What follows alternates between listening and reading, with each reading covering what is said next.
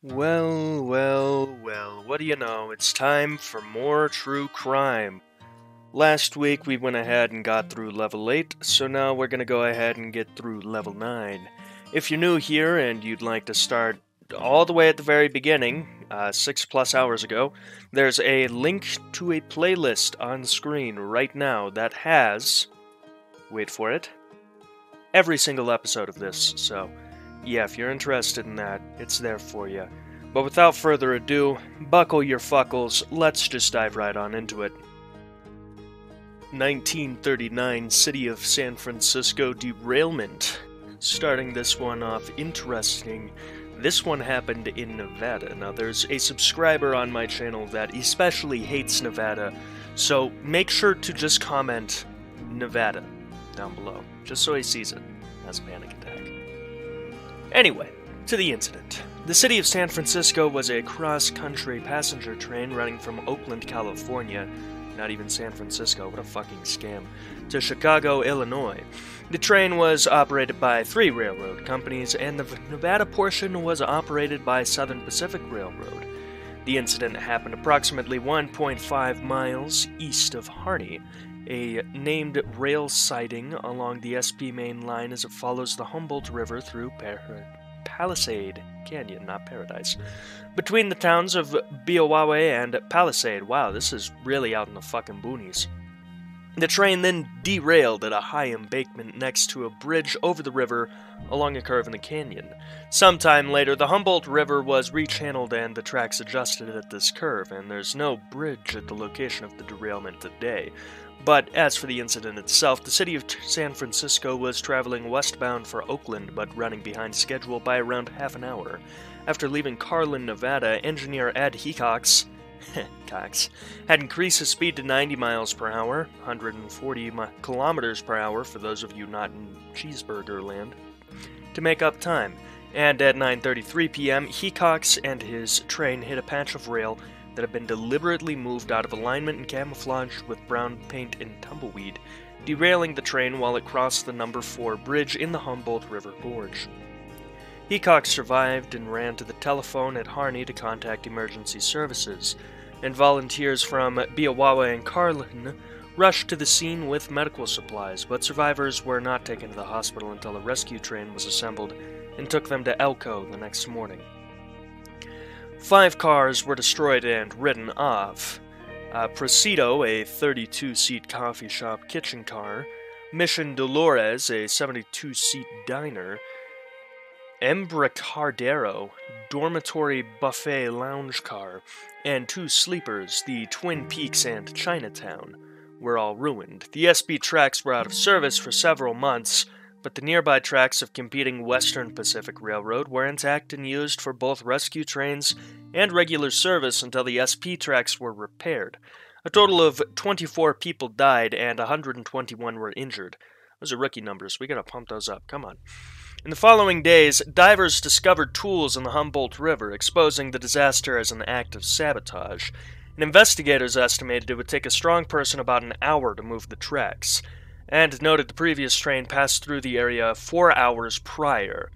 SP's lead investigator, Dan O'Connell, estimated several hours, and a reenactment for the San Francisco Chronicle. The year of the derailment required 4 heavy tools. The SP established a $5,000 bounty for the saboteurs, and eventually increased this bounty to $10,000. And numerous lone hobos were investigated, although some investigators argue the sabotage was likely to be carried out by 2 or more people with knowledge of the railroad operations. The arrests and investigations, of course, led nowhere. Media coverage during the investigation proved hostile to SP. One of the first newspaper reporters on the scene was a photographer for the Elko Daily Free Press. He took pictures of the wreck site. SP accused the paper of publishing pictures taken at angles that made the damage appear worse than it actually was, to which a photographer responded, "God knows it would have been impossible to make it look worse than it was." Really popping off there, god damn, shoddy. The railroad was criticized for the amounts paid in compensation. In one case, where a passenger originally bought a ticket for a coach fare train, but before boarding upgraded to the city of San Francisco, a premium fare train, SP only refunded the difference between the two tickets. Other papers promoted a theory that the sabotage story was a cover-up to hide SP's negligence in allowing Hecox to operate the train at such high speeds. High speeds? Please, this is cruising speed at 2 a.m. on the highway. High speeds is ripping 180. God damn. These papers interviewed and noted that some passengers were uncomfortable with the speed of the train. Boo! Bitch babies!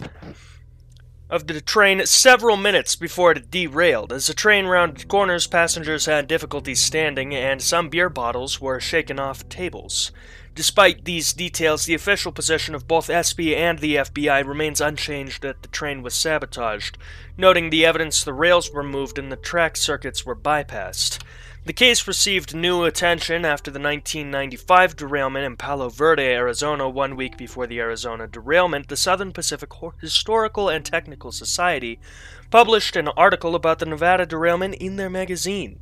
In addition to both accidents occurring along an SP track, investigators noticed the similarities with the Nevada derailment, namely tracks moved on a bridge with a high embankment and bypassed track circuits, so the signaling systems could not warn of a track break. These similarities and the timing of magazine article initially led suspicion that the Arizona wreck may have been a copycat crime of the Nevada derailment, and while the FBI interviewed people involved with the publication of the magazine article, no connection between the two crimes have ever been established. They're just really similar, and both of these crimes remain unsolved. To this day, the wreck of the city of San Francisco remains unsolved, and it also remains the deadliest rail disaster in Nevada. And mind you, the most exciting thing to happen in eastern Nevada ever. 90% of Nevada is just barren desert. Shit don't happen here. 1894 Rock Island Railroad wreck. I guess out of the planes, trains, and automobiles true crimes incidents, this episode's just gonna be the trains. This is 2 of 3 train wrecks featured in this video alone. Anyway, the 1894 Rock Island Railroad wreck occurred when a locomotive pulling 2 passenger cars was derailed on August 9th, 1894 in Lincoln, Nebraska, killing 11 people. This was devastating to Nebraska, as this was 75% of the population. There were signs that a 400-foot trestle had been purposefully damaged, and it was ruled as sabotage. A local man was jailed for second-degree murder, though his guilt still remains in doubt.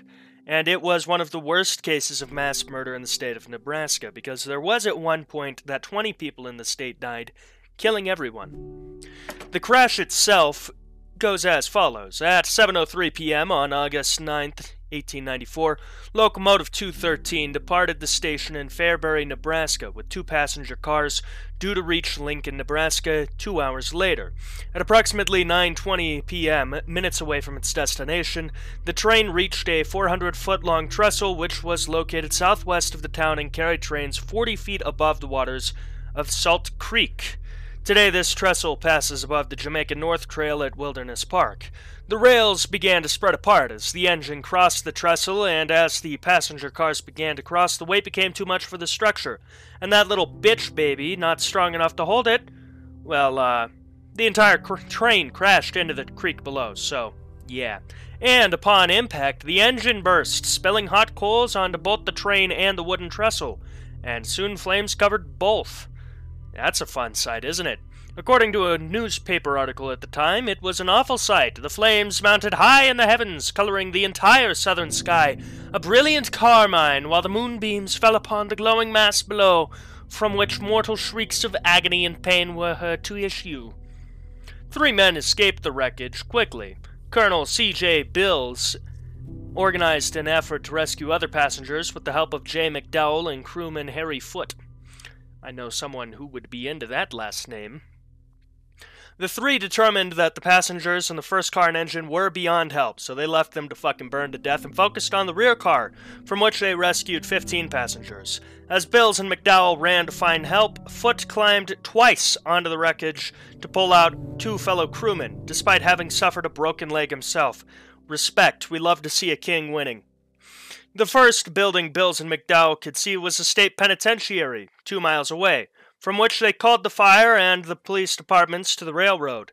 A train reached the scene around 40 minutes later after the incident and carried the survivors to Lincoln. Due to the equipment available at the time and the conditions of the location and the wreck, no fire wagons could reach the site, so you get to burn, bitch. And that's exactly what was reported. The only thing to do was just let the whole thing burn. Of the 33 passengers aboard when leaving Fairbury, 11 were killed in the crash. Survivors of the crash began to tell police that following the crash they had seen an unknown man holding a lantern near the trestle. This, along with evidence found at the scene, suggested the crash was not an accident but an act of sabotage. We've got to kill all 50 people in Nebraska, don't you know? Now, of course, police found that spikes had been pulled from the trestle. Wrench marks were found on the rail, and gouges in the railroad ties showed that a crowbar had been used to pry them apart. In grass by the trestle, a 40-pound crowbar was found, and within 2 days, police arrested George Washington Davis, an African-American man. Survivors claimed that Davis had been the man with the lantern they had seen at the wreck, but when police questioned Davis as to why he was at the scene of the wreck, he said he had run for 4 miles from a colored club. I don't know what that is, but it's blue, so let's see. Racial segregation in the United States. Awesome! In Lincoln to witness the wreck. However, Davis's description of the crash does not align with the timeline he presented. Most notably, when questioned about the sound of the crash, Davis claimed that it was not too bad until the engine blew up, as the engine exploded immediately on impact. Davis's claim to have heard the train before its engine exploded does not fit the official account of the crash, and don't you know, insurance adjusters are never wrong, unless you're as unlucky as I am and you have to sue them. Other members of the growing African-American community attested to his innocence, and this was a period of African-Americans leaving the South for better jobs in growing industrial cities, just to find that, it's not good up north. The police had almost no evidence to suggest that Davis was the perpetrator, and Davis never admitted guilt, but this is 1894, so you can know where this goes next. Investigators could not offer any explanation or motive for his supposed crime. Davis was tried twice during the sabotage, and during the first trial, first-degree murder could not be proven, and the jury couldn't reach a verdict. During the second trial, the jury was informed by the judge that if prosecutors failed to prove Davis's guilt of first-degree murder, the jury could convict the defendant of second-degree murder. In 1895, Davis was convicted of second-degree murder. 10 years later, Governor John Mickey paroled Davis, citing a lack of evidence or motive, and grave doubts as to Davis's involvement in the case.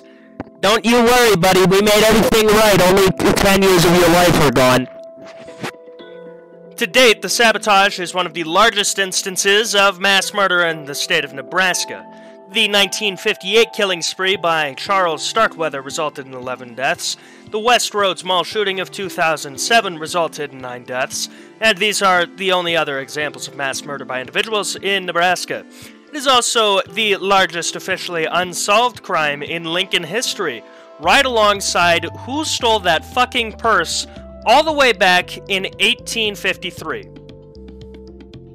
Now, when it comes to legacy, Joe Williamson, a local author, happened upon the story of the crash while researching for his historical fiction novel Barrel House Boys. Williamson was inspired by the actions of Harry Foote, who wanted to commemorate his bravery. William himself donated $1,200 and worked with the Nebraska State Historical Society and Lincoln Parks and Recreation to cast and install a historical marker at the site of the wreck in 2010 on the 116th anniversary of the event. The marker includes an 800-word summary of the crash and is found alongside the Jamaica North Trail in Wilderness Park at the site of the crash. There's also a cute little image gallery that I'll give you a tour of now.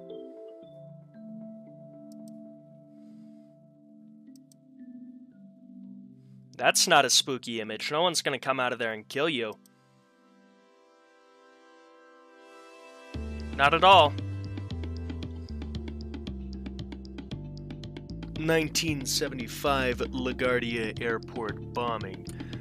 Sliding for just a quick moment to the planes side of the trains, planes, and automobiles serial killers part of this iceberg, I guess, let's talk about the 1975 LaGuardia Airport bombing. On December 29, 1975, a bomb detonated near the TWA baggage reclaim terminal at LaGuardia Airport in New York City. The blast killed 11 people and seriously injured 74. Now, the bomb itself exploded at approximately 6:33 p.m. in the central terminal of the airport, LaGuardia Airport, in which it was planted. Investigators later came to believe the equivalent of 25 sticks of dynamite had been placed in a coin-operated locker next to the baggage carousels. The bomb blew the lockers apart, creating a big-ass frag grenade, sending metal shards and glass from the windows everywhere, killing 11 people and injuring a lot more. The force of the bomb itself ripped a 10 by 15 foot, 3.0 by 4.6 meter for those of us not in the went to the moon units, in the 8-inch, 20 centimeters, reinforced concrete ceiling of the baggage claim area.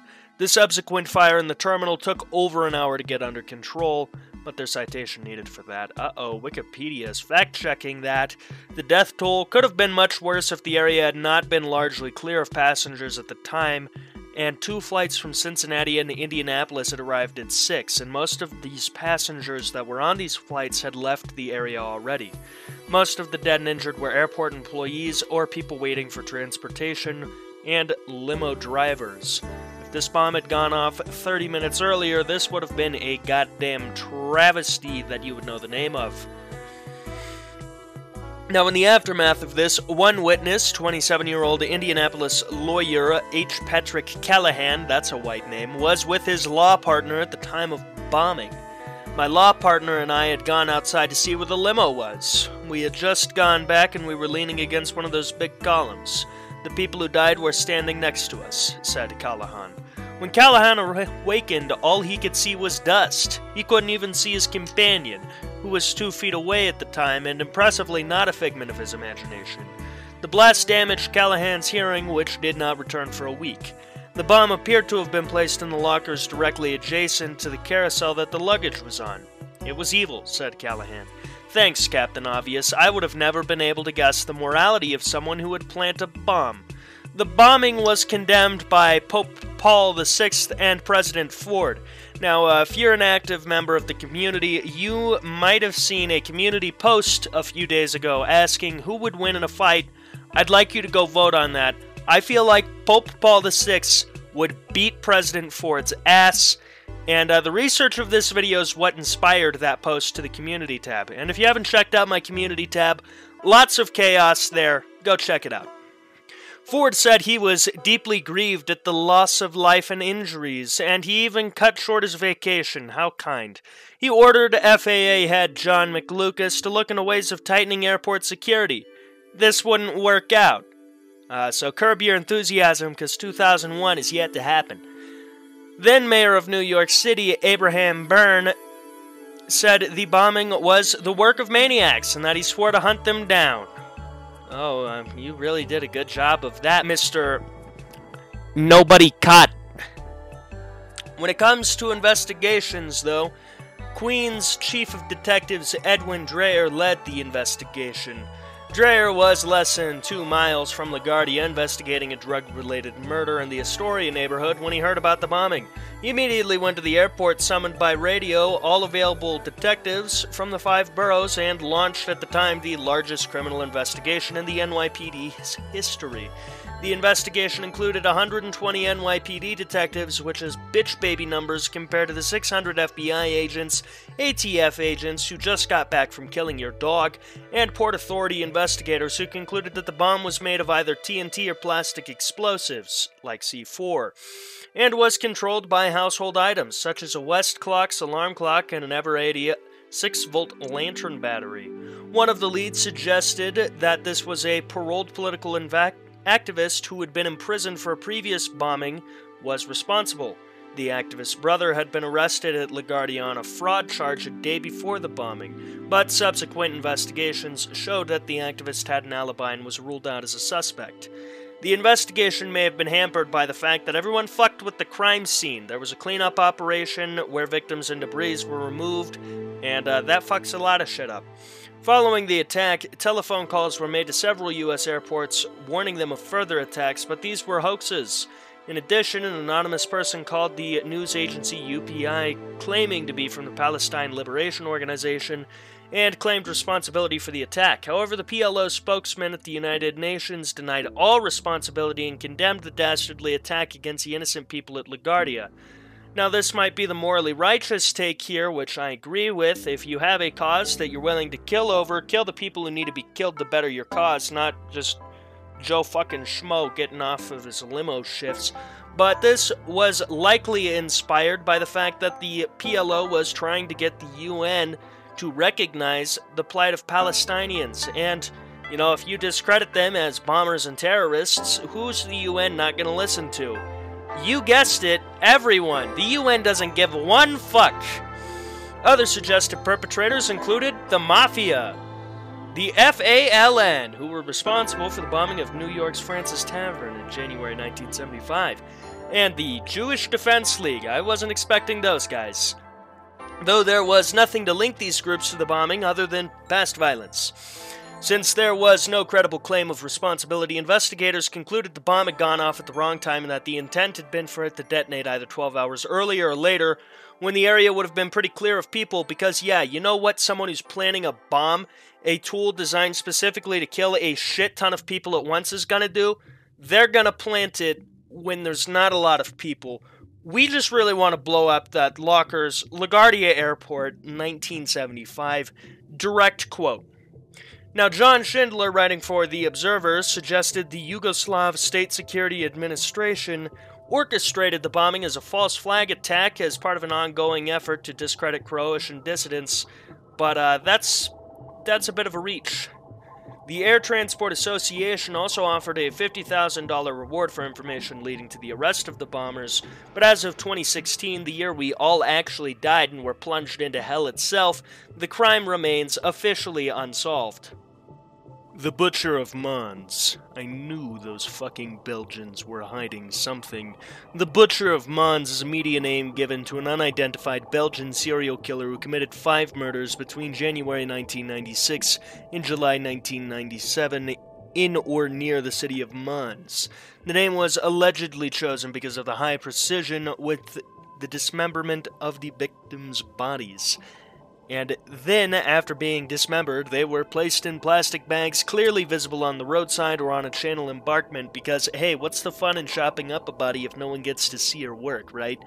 Oh god, this series is slowly making me understand why serial killers operate the way they do. I'm either going to become the greatest detective ever or a serial killer. Just kidding, killing people is for bitches. On March 22nd, 1997, police officer Oliver Mote discovered 8 garbage bags containing human remains below the Rue Emile Vandeville in the Kesumes. They were then examined by Magistrate Pierre Pillet, who determined that the arms and legs in the bags came from 3 different bodies, all of them women. Now that's a party, isn't it? Of all the bags, 5 of them appear to originate from the municipality of Knokke Heist. On the following day, a 9th bag was found on the same street. On March 24th, a 10th bag was discovered containing the bust of a woman on the path of concern in Mons. Fitting.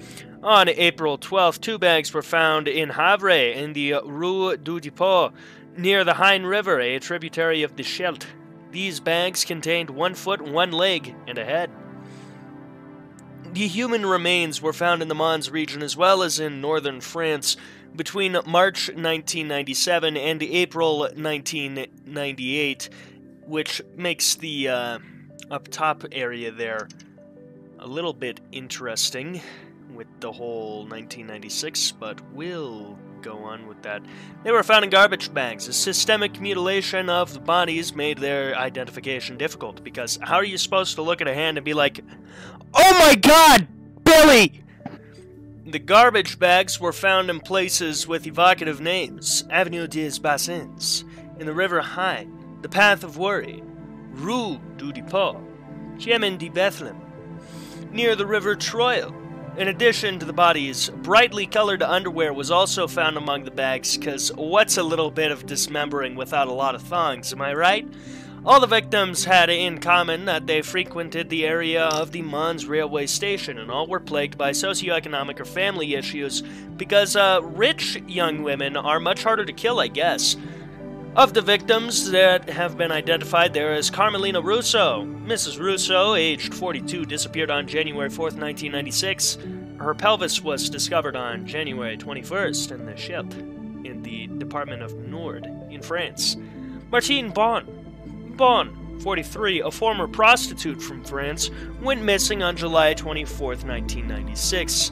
And that same month, her bust was fished near Mons in Haine. Jacqueline Leclerc, 33, a mother of 4 children, went missing on December 22, 1996. Her arms and legs were found by policemen March 22, 1997, in one of the trash bags below the Rue d'Emile Vandeville in Cassumes. Nathalie Godard, 21, disappeared in March 1997, and her bust was found in the Haine. And Begoña Valencia, 37, disappeared from her home in Frameries in the summer of 1997. Her skull was then found in the yacht. As the investigation went on, and started, because we're at the start of this, a special investigation cell called the Corpus Cell was created to solve the murders, headed by Magistrate Pierre Pailet. However, since the beginning of the investigation, the cell reported it was lacking staff due to the case being considered local, and since 2007, the cell has consisted of only 4 investigators. Now, of course, some suspects have been fished up, but there's never been any concrete evidence found against them, among them Smal Tulja, the Gypsy. Oh boy, the Gypsy. You know, Europeans say they aren't racist, but ask them what they think about Romanis, and Jacques Antoine. Now, of course, all of these people are, older gentlemen, but I don't think it's going to work out that way because it's been quite a few years, and I don't know how much time you guys have spent watching the first 48, but my mom used to love that show, which really turned me on to, true crime in general, I guess. Made this topic a little bit bearable. So, you don't find something in the first 2 days, you're kind of fucked. Batman Rapist. Oh boy, that name has so many doors open for so many jokes I could make that I'm gonna do my best not to make out of respect. The Batman, not for the rapist, for the victims. The Batman Rapist is an English serial sex offender who has committed at least 17 attacks on women in the city of Bath, Somerset. He is the subject of Britain's longest-running serial rape investigation, codenamed Operation Eagle, and has eluded capture since 1991. Detective Inspector Paul James of Avon and Somerset Constabulary leading the operation said it is one of the most complicated and protracted investigations that the force has ever undertaken. He was nicknamed after leaving a baseball cap bearing a logo from the Batman film series at the scene of one attack. Police believe there are more victims who have never come forward, and the independent crime-fighting charity Crime Stoppers UK has offered a $10,000 reward for information leading to his capture. He's also been referred to in the news media as the Riddler because, hey, what do we do to villainous people who deserve to be beaten to death, tortured horrifically, and then starved? We give them cool names. Now, police say that the rapist has a detailed geographical knowledge of Bath and operates in a specific hunting ground. All but one of his crimes have taken place in Bath, usually in the Bathwick area of the city, the exception being the abduction and rape of a 19-year-old woman in Kingswood near Bristol in September 1996. His crimes usually take place during the darker winter months. He targets lone women who have just returned to their cars, abducting them at knife point before forcing them to drive to secluded areas in the south of the city where he then attacks them. He removes their underwear but then makes them put their tights back on, which he rips during the rape. After raping his victim, he often forces them to drive back to the area where he abducted them. He's attacked women of all ages, and in May 2000 he attempted to carjack a 26-year-old woman in Bath while her 7-year-old daughter was in the car. In October 2000, to coincide the end of the British summertime, Avon and Somerset Constabulary delivered leaflets to 25,000 homes in Bath, the biggest leaflet drop in the history of British criminal investigation, asking women to complete a checklist about friends, acquaintances, neighbors, or relatives who might fit the profile of white male, slim or medium build, aged between 30 and 50. knows the Bath area well, has some connection with Bristol, particularly the Kingswood area, and can drive a car. Has a tights fetish and could get his sexual partner to wear tights, which he may rip during intercourse. Sometimes wears a baseball cap. Has aroused suspicion with absences from home during the evening and early hours of the morning. The rapist has long periods of apparent inactivity, including a 3-year gap between 91 and 94, followed by a further 2 years of apparent inactivity till June of 1996. Police suspected there were other attacks during these lulls in activity, although spokesman said that another possibility to explain the long gaps is that this is a man who comes to the area infrequently, possibly for work reasons. His attacks may also take place while the rapist is between relationships. Now, the attacks are between 6 p.m. and 8 p.m., possibly on the way home from work, or between 1 a.m. and 3 a.m., and he may have convictions for car crime because of the ease with which he breaks into vehicles. There have, of course, been TV shows that have featured, hey, help us catch this guy. And there is even a suspect theory.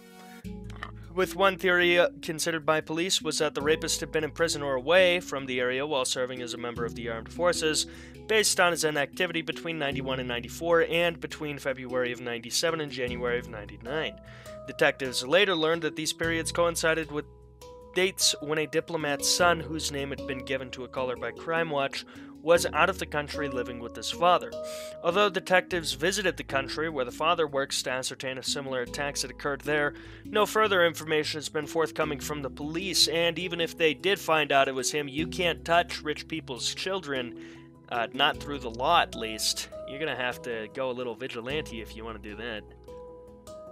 So yeah, I hope whoever this piece of shit is suffers a horrific and slow death. 20th Century Limited derailment. Yep, back into trains. On the night of Wednesday, June 21st, 1905, the New York Central Railroad's flagship passenger train, the 20th Century Limited, derailed in Mentor, Ohio. Do you think anything good happens in the American Midwest? No. On the Lake Shore and Michigan Southern Railway line. This derailment killed 21 passengers and injured more than 25 others on board. A switch from the main line to a freight siding was open, causing the Limited to leave the main line and overrun the siding at a high speed. The cause of the accident was never officially determined, but overwhelming evidence points to, you guessed it, deliberate sabotage of the railroad. Third time's the charm in this episode. Is it 3? Yeah, I think it's 3. The 20th Century Limited connected New York City to Chicago, and its running time had just weeks earlier been reduced from 20 hours to 18. We've got to make sure that our employees get a little bit more than 4 hours of sleep. On June 21st, 1905, train number 26, my bad, the 20th Century Limited was approaching the town of Mentor from the west, running on a main line owned by Lakeshore and Michigan Southern Railway. Conflicting reports exist as to whether or not the train exactly was running behind or on schedule, but it was crowded with 67 passengers on board, which in this incident caused problems, because at 9:20 p.m., the engine lurched to the left as it had steered a freight depot siding at a speed of about 70 miles per hour. The high speed of the consist mixed with the short length of the siding allowed no time to prevent the accident, and the engine canted on to its left side, ejecting fireman Aaron Gorham from his position and fatally crushing the engineer at the throttle. The engine plowed through a Lakeshore and Michigan Southern Railway freight depot and its boiler exploded. Dramatic, I know. A Chicago sleeping car immediately behind the locomotive telescoped into the tender and caught fire in the resulting explosion. The second car, a combination car, landed atop the carnage and was destroyed.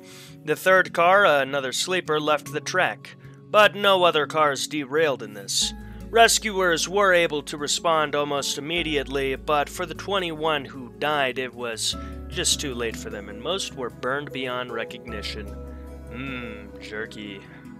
Now, the media speculated in the investigation that the train had been running at an unsafe speed, but 70 miles per hour, that's not even triple digits. It's not unsafe until you're close to 200.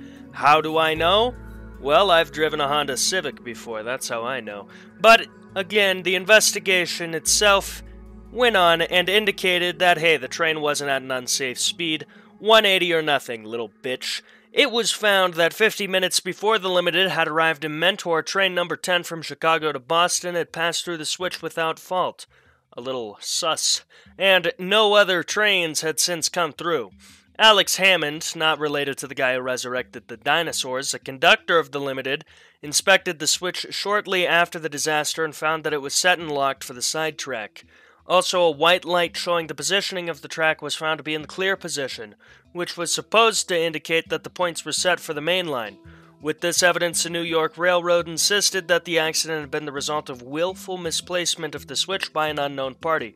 And after an investigation, Assistant General Superintendent D.C. Moon, wow, that's his fucking comic book name, of the Lakeshore and Michigan Southern issued a statement that corroborated this belief, stating that he was satisfied that somebody with a key opened the switch with malicious intent. The train did not jump tracks, but, tragedy still happened. Despite efforts, no party was ever found at fault, and to this day, the official cause of the accident is undetermined. In the direct aftermath of this, the Lakeshore and Michigan Southern Railway rebuilt its freight depot in 1909, where it exists today, crumbling like the rest of the American Midwest and Deep South. Directly opposite the freight depot, the former Mentor Railroad Station at a corner of Station and Hart Streets became New York Central property when it merged with the LS and MS in 1914. Passenger service to Mentor ended in 1949, and as of August 2007, the station was occupied by Deeker's Sidetracks, a sports bar. Finishing off strong in the way that I seem to never be able to when I have someone in the bedroom, 1978 Holiday Inn fire. You know, you're never gonna believe what this one's about. It's about a fire at a fucking Holiday Inn. The 1978 Holiday Inn fire broke out at a Holiday Inn hotel located at 1525 West Ridge Road in the town of Greece, New York, United States of America. That was confusing to read. On November 26, almost the anniversary there. Might be past that, actually. It's past that. 1978.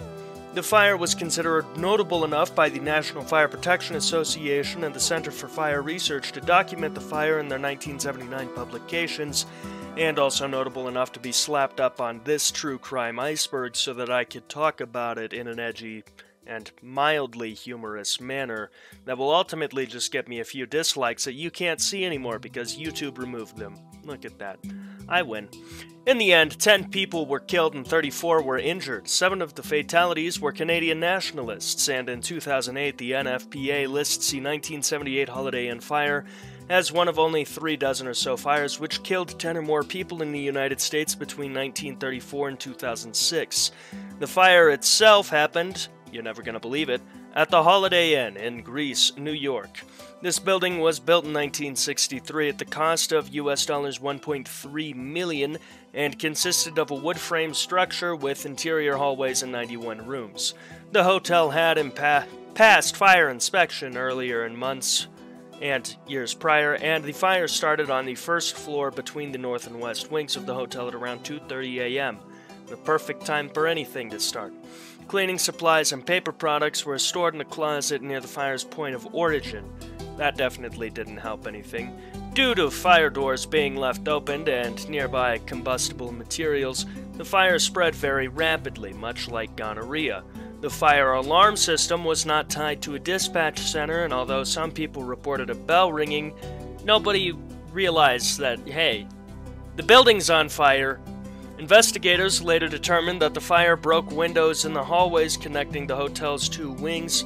Flames shot up to the roofs of both wings and then swept through an open area between the room ceilings and roofs.